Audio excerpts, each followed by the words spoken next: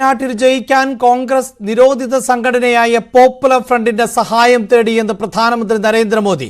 ഒരു സീറ്റിനു വേണ്ടി പോലും ഒരു ഭീകര സംഘടനയുമായി കൈകോർക്കാൻ കോൺഗ്രസ് തയ്യാറായി. കർണാടകയിലെ ബലഗാവിൽ തെരഞ്ഞെടുപ്പ് റാലിയിലായിരുന്നു മോദിയുടെ ഗുരുതരമായ ആരോപണം. കോൺഗ്രസ് നിങ്ങളുടെ വസ്തുവകകളും ആഭരണങ്ങളും മാത്രമല്ല താലിമാല പോലും തട്ടിയെടുക്കും. അവർക്ക് താൽപര്യമുള്ള വോട്ടർമാർക്ക് അവ വിതരണം ചെയ്യുമെന്നും മോദി പറഞ്ഞു.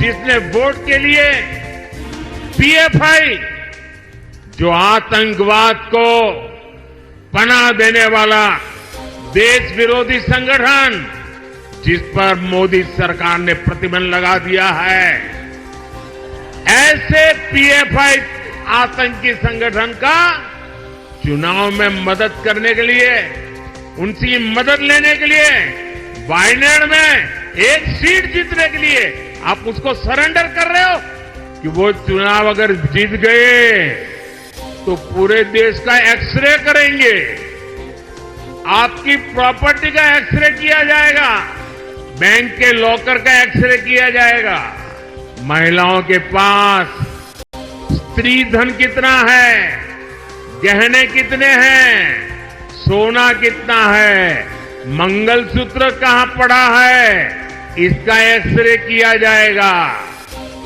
आपकी संपत्ति पर कब्जा करने के बाद कांग्रेस इसे रीडिस्ट्रीब्यूशन की बातें कर रही है, अपनी पसंदीदा वोट बैंक को देना चाहती है. വാർത്തയുടെ വിശദാംശങ്ങളുമായി നാഷണൽ ഡെസ്കിൽ നിന്ന് സുവി വിശ്വനാഥ് ചേരുന്നുണ്ട്. സുവി, ഗുരുതരമായ ആരോപണങ്ങൾ ആവർത്തിക്കുകയാണ് പ്രധാനമന്ത്രി. ഏറ്റവും ഒടുവിൽ വയനാട്ടിൽ വിജയിക്കുന്നതിന് പോപ്പുലർ ഫ്രണ്ടിന്റെ തീവ്രവാദ സംഘടനയുടെ സഹായം തേടിയിരിക്കുന്നു. അതായത് രാഹുൽ ഗാന്ധി കോൺഗ്രസ് എന്ന് പറയുകയാണ് പ്രധാനമന്ത്രി.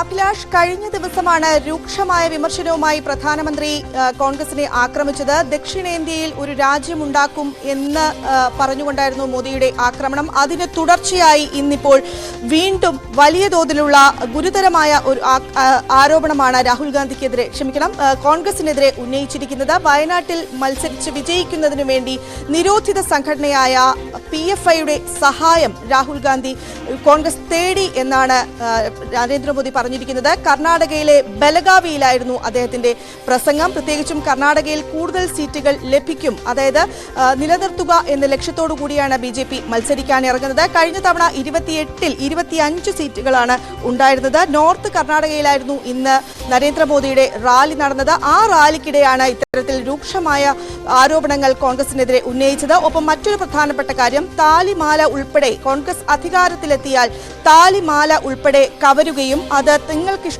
തങ്ങൾക്കിഷ്ടപ്പെട്ട ആളുകൾക്ക് വിതരണം ചെയ്യുകയും ചെയ്യും എന്നൊരു വിമർശനവും മോദിയുടെ ഭാഗത്ത് നിന്ന് ഉണ്ടായിട്ടുണ്ട്. ഏതായാലും കോൺഗ്രസിനെ വലിയ തോതിൽ കടന്നാക്രമിച്ചുകൊണ്ടുള്ള രൂക്ഷമായ രീതിയിലുള്ള പ്രതികരണങ്ങളാണ് അല്ലെങ്കിൽ വിമർശനങ്ങളാണ് നരേന്ദ്രമോദിയുടെ ഭാഗത്ത് നിന്ന് ഉണ്ടാകുന്നത്.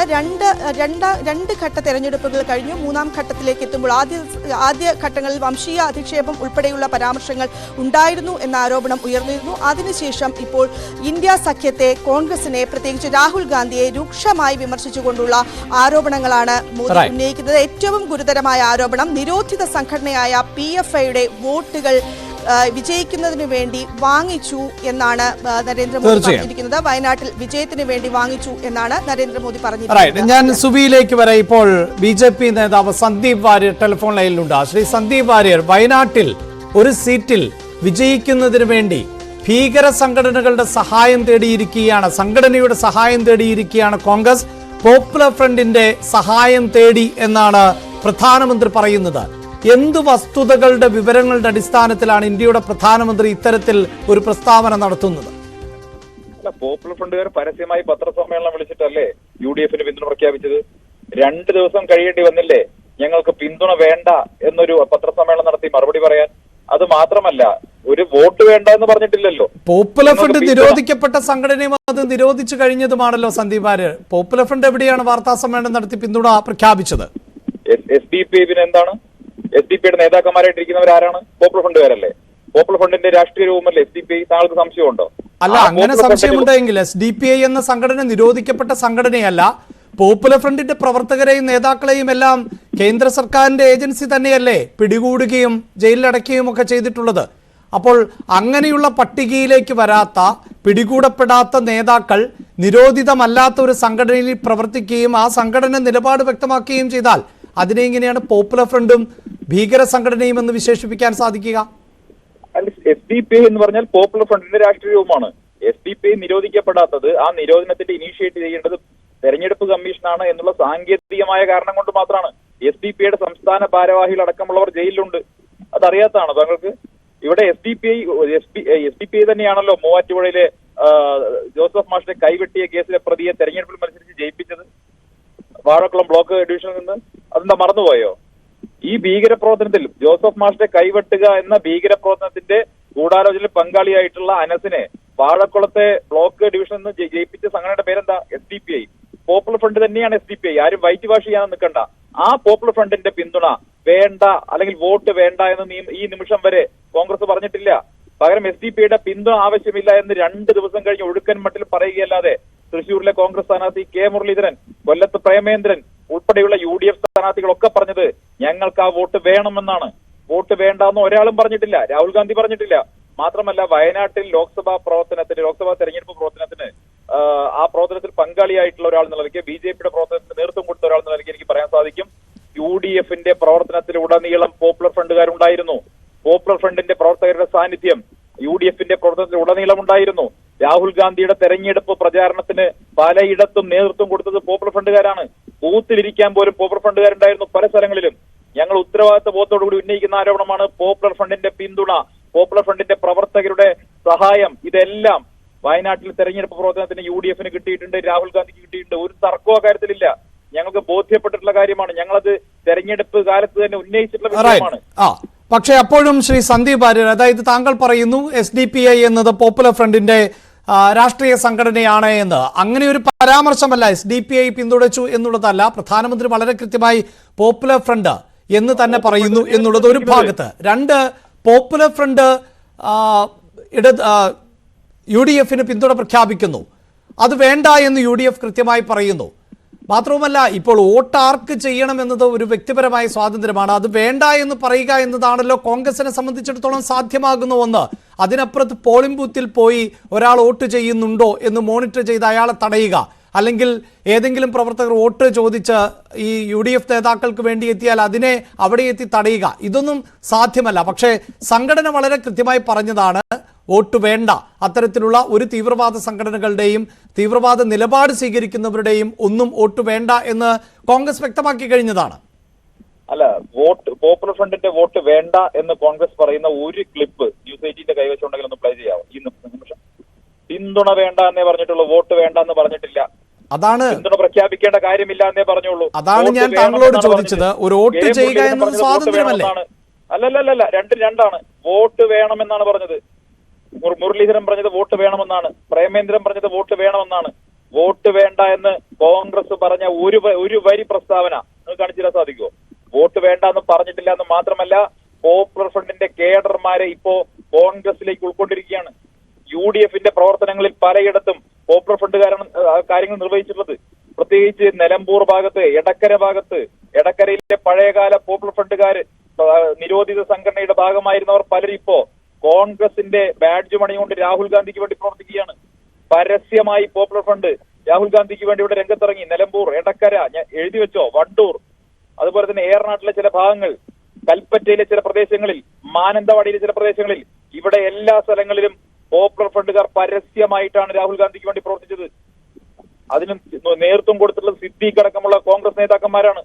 ഈ പോപ്പുലർ ഫ്രണ്ടുമായി എല്ലാ തരത്തിലുള്ള സഹായവും പോപ്പുലർ ഫ്രണ്ടിന്റെ വാങ്ങി തന്നെയാണ് രാഹുൽ ഗാന്ധി മത്സരിച്ചത്. ഇത്തവണ വയനാട്ടിൽ കാര്യങ്ങൾ സുരക്ഷിതമല്ല എന്ന് തോന്നിയത് കൊണ്ട് തന്നെയാണ് രാഹുൽ ഗാന്ധി ഭീകരവാദ സംഘടനകളുടെ എല്ലാം പിന്തുണ സ്വീകരിച്ചിട്ടുള്ളത്. അതിലൊരു തർക്കവും വേണ്ട. ഞാൻ താങ്കളിലേക്ക് വരാം. ഇപ്പോൾ MLA IC ബാലകൃഷ്ണൻ കൂടി ടെലിഫോൺ ലൈനിലുണ്ട്. ശ്രീ ബാലകൃഷ്ണൻ, താങ്കൾ ശ്രദ്ധിച്ചു കാണും, പ്രധാനമന്ത്രിയുടെ ആരോപണം എന്നത് വയനാട്ടിൽ വിജയിക്കുന്നതിന് വേണ്ടി പോപ്പുലർ ഫ്രണ്ടിന്റെ തീവ്രവാദ സംഘടനയുടെ പിന്തുണ തേടി കോൺഗ്രസ് എന്നുള്ളതാണ് പ്രധാനമന്ത്രിയുടെ പ്രതികരണം. അതുമായി ബന്ധപ്പെട്ട് സന്ദീപ് വാര്യർ ഉൾപ്പെടെയുള്ളവർ, സന്ദീപ് വാര്യർ ആണ് ഇപ്പോൾ ന്യൂസ് 18നോട് പ്രതികരിച്ചു കൊണ്ടിരുന്നത്. അത് വ്യക്തമായ ബോധ്യത്തിന്റെ അടിസ്ഥാനത്തിൽ ആണ് പോപ്പുലർ ഫ്രണ്ടിന്റെ പ്രവർത്തകരാണ് ഇപ്പോൾ കോൺഗ്രസിന് വേണ്ടി പ്രവർത്തിക്കുന്നത്. അങ്ങനെയുള്ള പ്രവർത്തനം അദ്ദേഹത്തിനടക്കം വയനാട്ടിൽ കാണാൻ സാധിച്ചു എന്നാണ് സന്ദീപ് വാര്യർ പറയുന്നത്. ഈ സന്ദീപ് വാര്യർക്ക് അത് പറയാം. സ്വാഭാവികമായും ഈ രാജ്യത്ത് വർഗീയതയ്ക്ക് തീകൊളുത്തി വർഗീയ ധ്രുവീകരണത്തിന് വേണ്ടി നേതൃത്വം കൊടുക്കുന്ന പ്രധാനമന്ത്രിയാണല്ലോ ഈ ഇന്ത്യയിലുള്ളത്. മാത്രമല്ല, ഇന്ത്യയിലെ എല്ലാ മതസ്ഥരെയും വേർതിരിക്കുന്ന നയങ്ങൾ മുന്നോട്ട് കൊണ്ടുപോകുമ്പോൾ ഈ രാജ്യത്ത് ജനാധിപത്യവും മതേതരത്വവും ഭരണഘടനയും സംരക്ഷിക്കണമെന്ന് ആഗ്രഹിക്കുന്ന എല്ലാ രാഷ്ട്രീയ സംഘടനകളും ജനാധിപത്യത്തിന്റെ ഭാഗമായി ജനാധിപത്യ മൂല്യം സംരക്ഷിക്കുന്നതിന് വേണ്ടിയുള്ള ഒരു പോരാട്ടമാണ് ഇന്ത്യ മുന്നണിയുടെ നേതൃത്വത്തിൽ ഇന്ത്യയിൽ നടന്നുകൊണ്ടിരിക്കുന്നത്. വയനാട്ടിൽ യഥാർത്ഥത്തിൽ ഇവിടെ കോൺഗ്രസിന് വേരോട്ടം, ഐക്യ ജനാധിപത്യ മുന്നണിക്ക് കടുത്ത വേരോട്ടമുള്ള സ്ഥലമാണ്.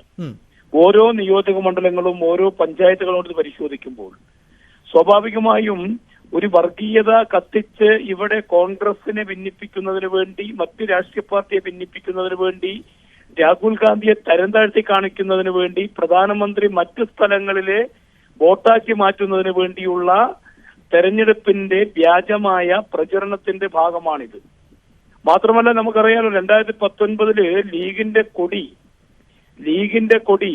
UDF എന്നിറക്കി കോൺഗ്രസിന്റെ, ലീഗിന്റെ മറ്റ് ഘടകകക്ഷിയുടെ കൊടികൾ പിടിച്ചാണ് ഞങ്ങൾ ഇവിടെ വലിയ പ്രചരണം നടത്തിയത്. അപ്പോഴൊക്കെ ഒരു കേരളത്തിന്റെ മുന്നണിയുടെ ഭാഗമായി കേരള നിയമസഭയിൽ അംഗങ്ങളായി നിൽക്കുന്ന മുസ്ലിം ലീഗ്, കേരളത്തിലെ മന്ത്രിസഭയിൽ കഴിഞ്ഞ കാലങ്ങളുണ്ടായിരുന്ന മുസ്ലിം ലീഗ്, അവരുടെ കൊടി മറ്റ് രാജ്യങ്ങളെ ചൂണ്ടിക്കാണിച്ചുകൊണ്ട് പാകിസ്ഥാനാക്കി മാറ്റിയത് BJPക്കാരല്ലേ? അപ്പൊ അവർക്ക് പലതും പറയാറോ? അല്ല, അവിടെയാണ് ശ്രീ ഐ സി ബാലകൃഷ്ണൻ ഇത്തവണ അവർക്ക് ഒന്നും പറയാൻ കിട്ടിയിട്ടില്ല. അല്ല, രാഹുൽ ഗാന്ധിയുടെ പ്രചാരണത്തിലും വയനാട്ടിലും ഒന്നും ഇത്തരത്തിൽ കോൺഗ്രസിന്റെയും ലീഗിന്റെയും ഒന്നും കൊടി പോലും ഉയർത്താതെയുള്ള ഒരു പ്രചാരണമായിരുന്നല്ലോ അവിടെ നടന്നത്.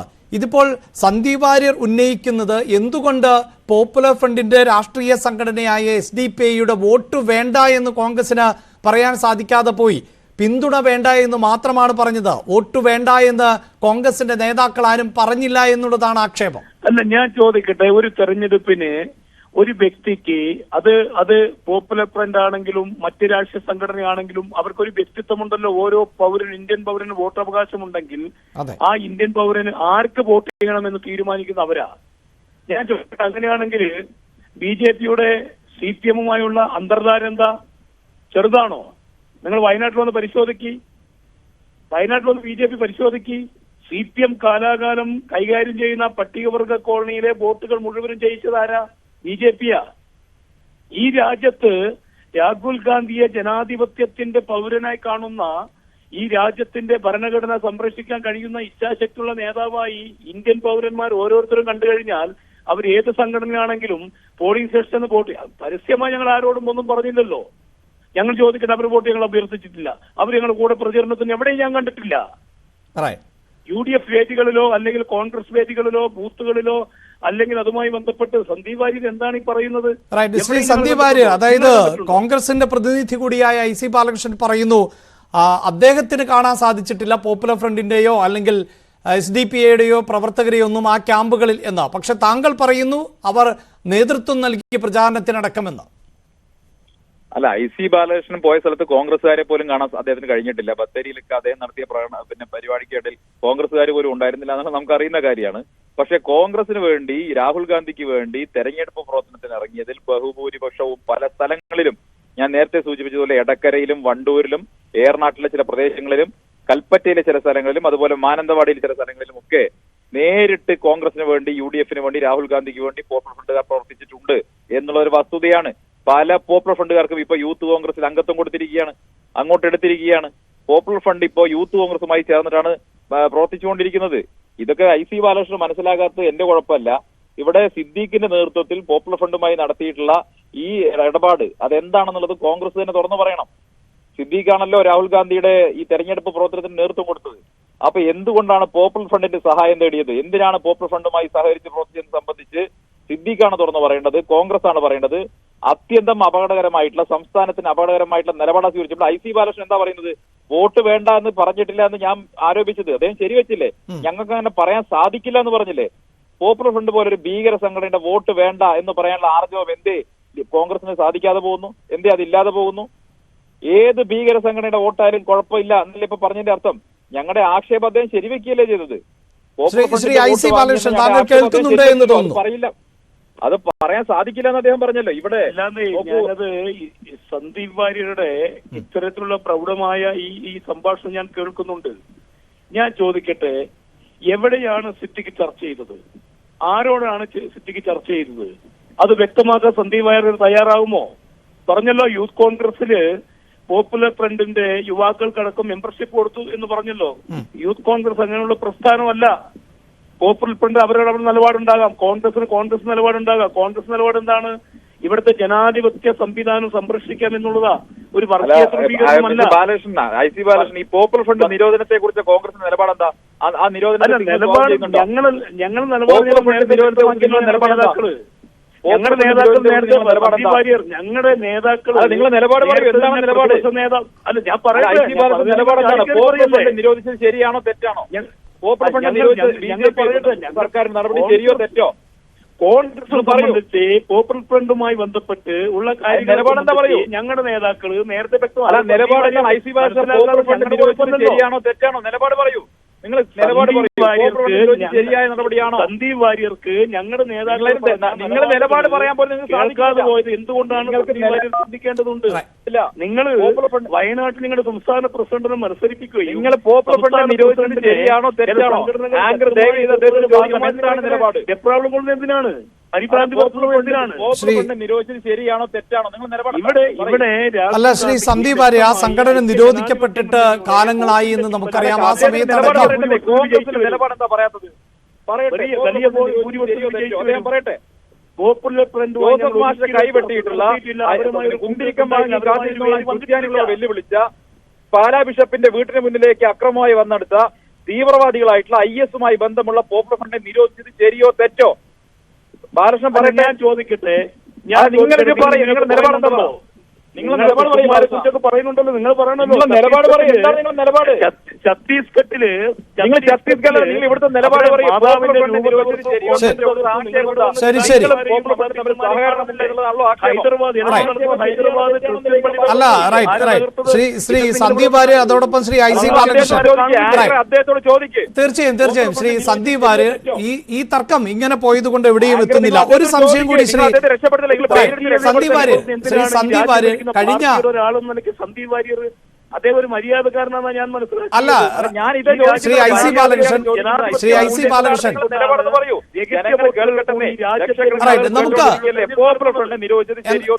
നമുക്ക് എന്തായാലും അത്രയും പിന്നിലേക്ക് പോകാനൊന്നും ഇപ്പോൾ സമയമില്ല. ശ്രീ സന്ദീപ് വാര്യർ, നിങ്ങൾ ബെയിലെടുത്ത് കൊടുക്ക്. അല്ല, എനിക്ക് അത്തരത്തിൽ ഒരു ബെയിലും എടുത്തു കൊടുക്കേണ്ട ഉത്തരവാദിത്വമൊന്നുമില്ല. അതായത് താങ്കൾ പോപ്പുലർ ഫ്രണ്ട് എന്ന സംഘടന നിരോധിക്കപ്പെട്ടത് എത്രയോ മാസങ്ങളായി എന്ന് താങ്കൾക്കറിയാം. ആ ഘട്ടത്തിലടക്കം നമ്മൾ വിശദമായി ചർച്ച ചെയ്തു. ഇപ്പോൾ എന്തായാലും ആ വിഷയത്തിൽ കോൺഗ്രസിന്റെ നിലപാടെന്ത്, മറ്റു രാഷ്ട്രീയ സംഘടനകളുടെ നിലപാടെന്ത് എന്നൊക്കെ ആ ഘട്ടത്തിലാണ് ചർച്ച ചെയ്തത്. റൈറ്റ്. ഇവിടെ പോപ്പുലർ ഫ്രണ്ടിനെ നിരോധിച്ചതിലുള്ള കോൺഗ്രസിന്റെ നിലപാട് എന്നതല്ല വിഷയം. അങ്ങനെയുള്ള സമയത്ത് അത് വളരെ കൃത്യമായി ചർച്ച ചെയ്തതാണ് ശ്രീ സന്ദീപ് വാര്യർ. ശ്രീ സന്ദീപ് വാര്യർ, എന്റെ സംശയം, പ്രധാനമന്ത്രി അടുത്തതായി പറയുന്നത് ഇവിടുത്തെ സകല സ്വത്തുക്കളും കൊള്ളയടിക്കും ഈ കോൺഗ്രസുകാർ എന്നുള്ളതാണ്. അത് താലിമാല പോലും മോഷ്ടിച്ച് അവർക്ക് ഇഷ്ടപ്പെട്ടവർക്ക് നൽകും എന്നുകൂടി പറയുന്നു. ഇതൊക്കെ എന്തിന്റെ അടിസ്ഥാനത്തിലും എന്തു വിവരശേഖരണത്തിന്റെ അടിസ്ഥാനത്തിലുമാണ് Sandeep Varier? Right. Shri I C Balakrishnan, ഇതാ ഇപ്പോൾ രാഹുൽ ഗാന്ധി വയനാട്ടിൽ മത്സരിച്ചു കഴിഞ്ഞു, ആ വോട്ട് പെട്ടിയിലായി കഴിഞ്ഞു. ഇനിയിപ്പോൾ അമേഠിയിലോ റായ്ബറേലിയിലോ മത്സരിച്ചേക്കുമെന്നുള്ള സൂചനകൾ പുറത്തു വരുന്നു. അത് സംബന്ധിച്ച് അന്തിമ തീരുമാനം എടുക്കേണ്ടത് മല്ലികാർജുൻ ഖാർഗെ ആണ്. അങ്ങനെ ഒരു പശ്ചാത്തലത്തിൽ കൂടിയാണോ മോദിയുടെ ഇത്തരത്തിലുള്ള പരാമർശങ്ങൾ വരുന്നത്, പ്രത്യേകിച്ച് വയനാടിലേക്ക് കേന്ദ്രീകരിക്കുകയും രാഹുലിലേക്ക് ഉന്നമിക്കുകയും ചെയ്യുന്നത്? തീർച്ചയായിട്ടും നിങ്ങൾ പറഞ്ഞല്ലോ, അതൊക്കെ തീരുമാനിക്കേണ്ടത് AICC ആണ്, മല്ലികാർജുൻ ഖാർഗെ ആണ്. അത് പാർട്ടിയുടെ സംഘടനാ സംവിധാനത്തിന്റെ പാർട്ടിയുടെ നിലപാടാണ്. അങ്ങനെയാണെങ്കിൽ BJP സുരേന്ദ്രൻ കഴിഞ്ഞ 2020 നിയമസഭയിൽ എവിടെയൊക്കെ മത്സരിച്ചു? പത്തനംതിട്ട മത്സരിച്ചില്ലേ? കാസർഗോഡ് മത്സരിച്ചില്ലേ? അത് അവരുടെ പാർട്ടി നിലപാടല്ലേ? അല്ല, അതല്ല സംശയം. ഒരുപക്ഷെ ആ സാധ്യതകൾ കൂടിയാ, അതായത് ഇനിയും രാഹുൽ ഗാന്ധി മത്സരിക്കുന്നുണ്ടെങ്കിൽ അവിടെ കൂടി ആ സാധ്യതകൾ അടച്ചിടുക എന്നൊരു ലക്ഷ്യം പ്രധാനമന്ത്രിക്കുണ്ടോ? ലക്ഷ്യം അവർക്കുണ്ട്. അവരെയും കൂടി അടച്ചിടുക എന്നുള്ള ലക്ഷ്യത്തോടു കൂടിയാണ് ഇത്തരത്തിലുള്ള പ്രധാനമന്ത്രിയുടെ പരാമർശനം. പ്രധാനമന്ത്രി യഥാർത്ഥ തെരഞ്ഞെടുപ്പിന് നേതൃത്വം കൊടുക്കുമ്പോൾ ഇത്തരത്തിലുള്ള വർഗീയതല്ലല്ലോ കത്തിക്കേണ്ടത്. അത് സന്ദീപ് വാര്യർക്ക് മനസ്സിലാകുന്നില്ലല്ലോ. ശരി, എന്തായാലും പ്രധാനമന്ത്രി തെരഞ്ഞെടുപ്പുകൾക്ക് മുമ്പ് മോദിയുടെ ഗ്യാരണ്ടി എന്നതായിരുന്നു മുദ്രാവാക്യമെങ്കിൽ ഈ അടുത്ത ദിവസങ്ങളിൽ പ്രധാനമന്ത്രി നടത്തിയിട്ടുള്ള പരാമർശങ്ങളെല്ലാം തന്നെ ഏതെങ്കിലും ഒരു വിഭാഗത്തെ ലക്ഷ്യം വെച്ചുകൊണ്ടാണ്, പ്രത്യേകിച്ച് ഇസ്ലാം മതവിഭാഗത്തെ അടക്കം ലക്ഷ്യം വെച്ചുകൊണ്ട് ഇസ്ലാം മതവിശ്വാസികൾക്കടക്കം സ്വത്തും ഭൂമിയും എല്ലാം വീതിച്ചു നൽകും എന്ന പരാമർശം പ്രധാനമന്ത്രി നടത്തിയിരുന്നു. അതുമായി ബന്ധപ്പെട്ട് തെരഞ്ഞെടുപ്പ് കമ്മീഷന് മുന്നിൽ പരാതി നിൽക്കുന്നു. ഇപ്പോഴിതാ ഇന്ത്യ സഖ്യത്തിൻ്റെ അധികാരത്തിൽ വന്നാൽ തുടർച്ചയായി ആക്രമണം നടത്തുന്നു. അതായത് ഇനിയിപ്പോൾ അധികാരത്തിൽ വന്നാൽ സാധാരണക്കാരുടെ പണവും സ്വത്തുമെല്ലാം കൊള്ളയടിക്കും, താലിമാല പോലും മോഷ്ടിക്കപ്പെടും, അത് അവർക്ക് ഇഷ്ടമുള്ളവർക്ക് നൽകും എന്നാണ് ഇപ്പോൾ പ്രധാനമന്ത്രി പറയുന്നത്. വയനാട്ടിൽ UDF നിരോധിക്കപ്പെട്ട സംഘടനയുടെ തീവ്രവാദ സംഘടനയായ പോപ്പുലർ ഫ്രണ്ടിന്റെ സഹായം തേടി എന്ന ഗുരുതരമായ ആരോപണം കൂടിയാണ് പ്രധാനമന്ത്രി ഉന്നയിക്കുന്നത്.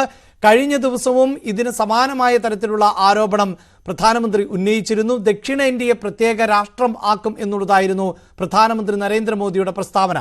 മഹാരാഷ്ട്രയിലെ കോലാപൂരിൽ തെരഞ്ഞെടുപ്പ് റാലിയിൽ ആയിരുന്നു മോദി ഇത്തരത്തിൽ പ്രസംഗിച്ചത്.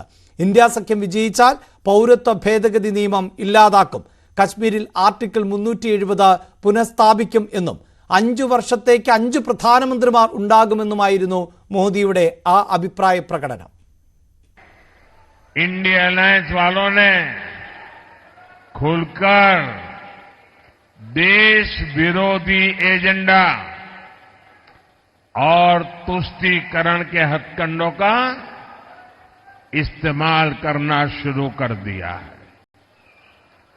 अब कांग्रेस का एजेंडा है कि वो सरकार में आने के बाद कश्मीर में आर्टिकल 370 वापस ले आएंगे. क्या ये इंडिया अलायंस वाले सरकार के दरवाजे तक भी पहुंच सकते हैं क्या? और उनका तो हाल ये है जी, वो ऐसी फॉर्मूला बना रहे. മറ്റു വാർത്തകളിലേക്ക്